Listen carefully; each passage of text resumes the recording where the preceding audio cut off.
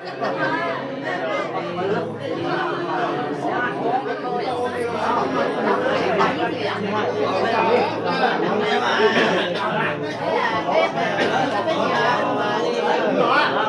cây nhỏ à?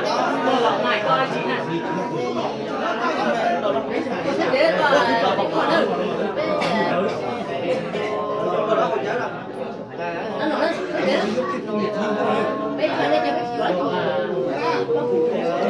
Đúng à?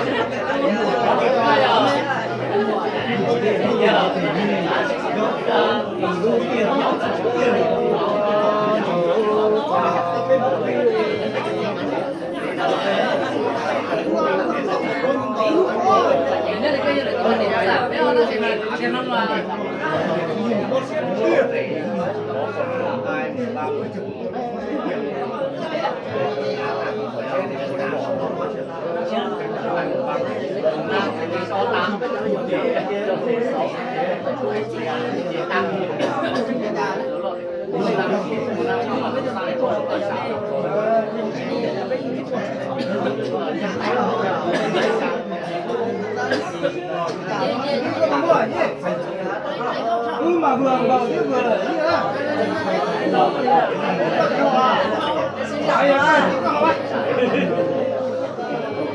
Nó quan nó tới. Thế bây giờ máy còn lọc xong mà. Cái gì nó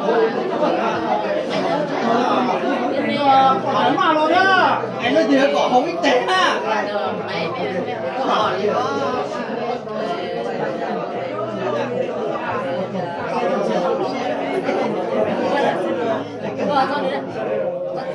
Cái gì nó lọc cái giờ bây giờ mình phải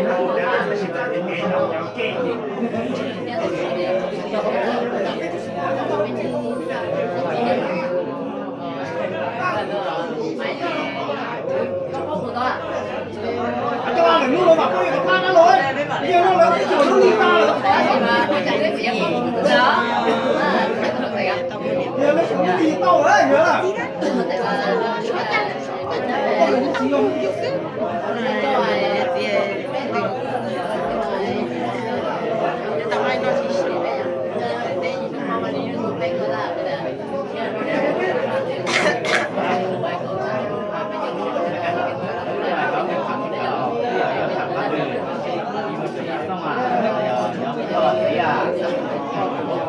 nói chứ đi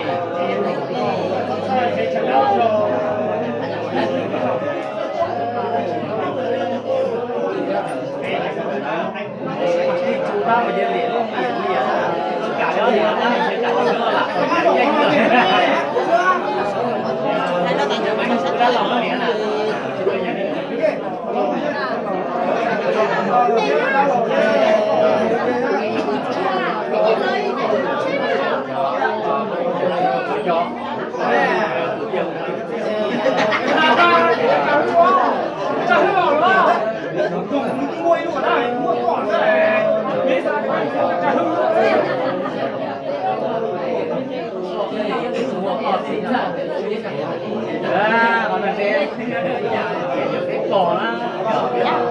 phải chéo không mà chéo đâu dạ em mua mà mua cái thứ đấy rồi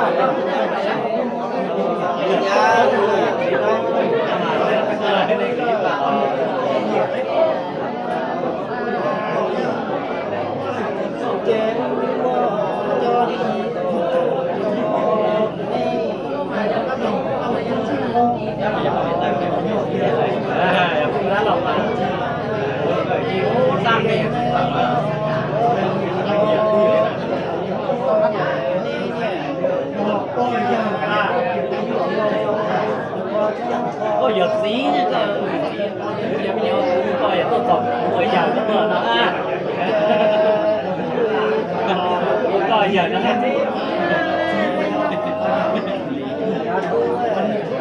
chả mà cũng như chứ có bây giờ phải giờ nè lò cái gì giờ nó lớn về vậy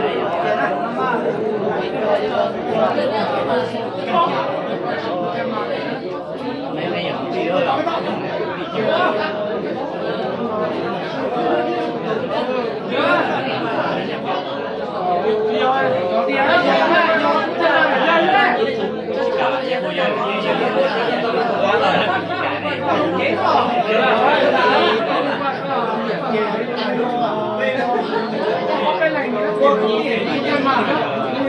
nó thiết kế từ cái đường phố à.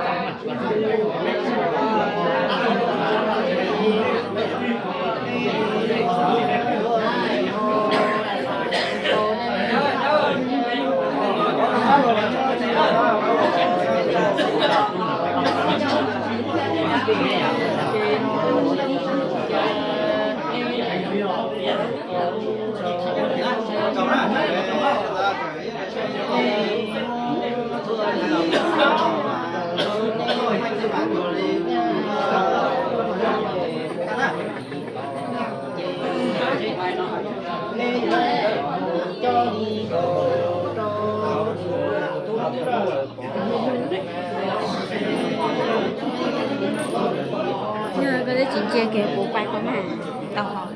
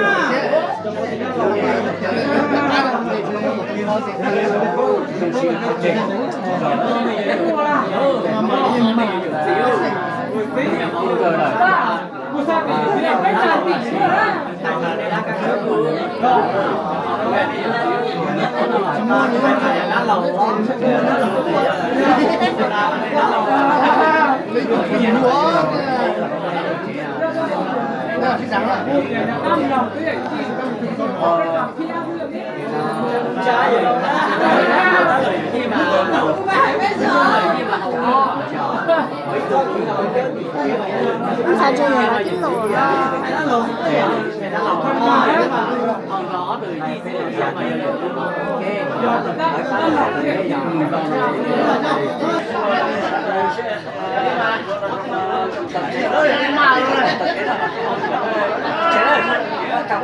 Cảm ơn em à. Thì đó thì mình chỉ từng có không ấy.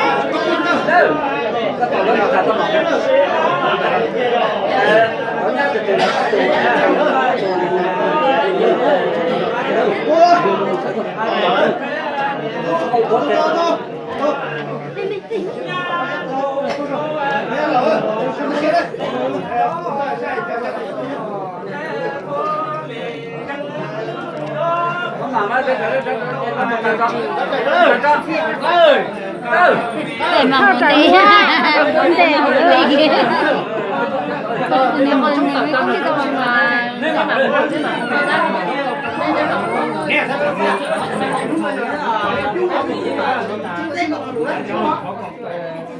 đây cái đồ quá cơ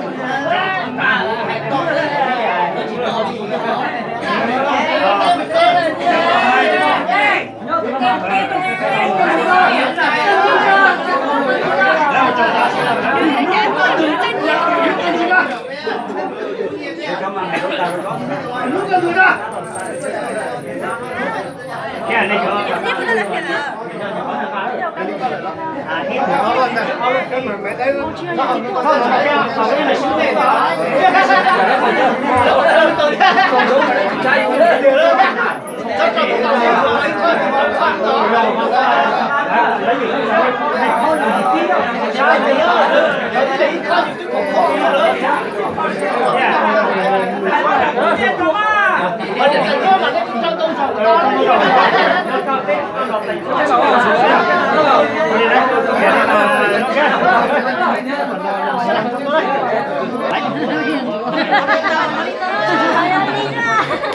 Sao vậy? Cái bé à, tỏi cái bé áo từng mấy con một trò hả? Ôi, chị bà, đừng một đeo đâu.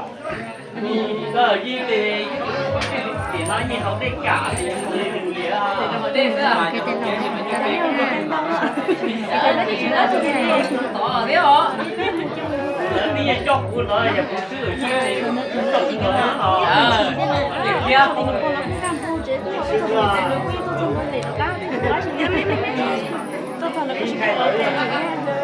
Đúng rồi đúng không?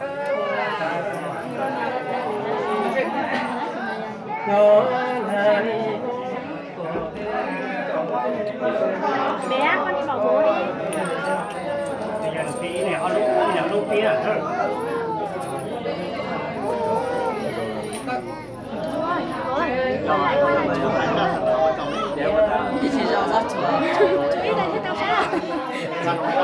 Kỳ lạ, anh kỳ lạ.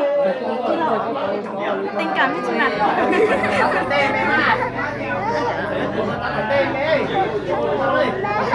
Phương có sẵn thằng không? Đứng ở đây cũng được.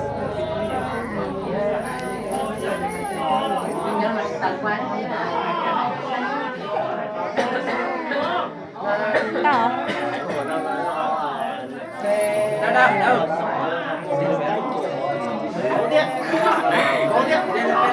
Bên lấy chúng ta học việc của những cái làm con bán đồ có này to thì tao nói nó phải không tao được tao cho tổ kia ai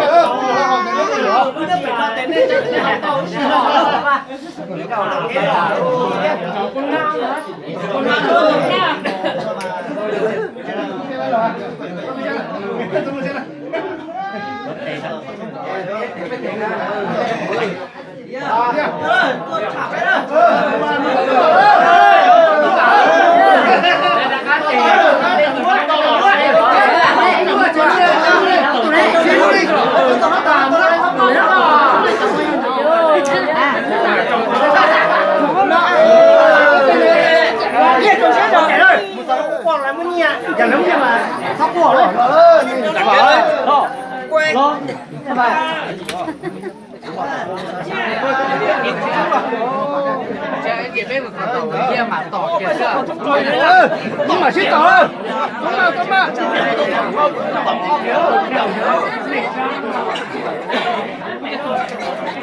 à chả không được tôi từ lúc máy à cậu trưởng đi Đã lo chị cha cha tôi còn trong máy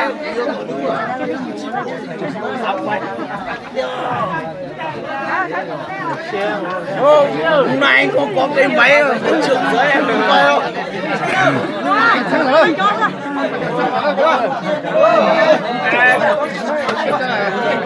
thế nó bị chậu rồi thế nó bị chậu rồi tôi tổ lên anh tôi thanh được chế tôi chỉ thanh là hả tua thì à cho nó ngăn chậu ấy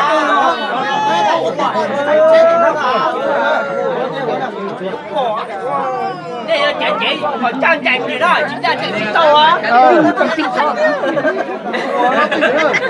chạy chính ra chạy xích tàu nó mà không chậu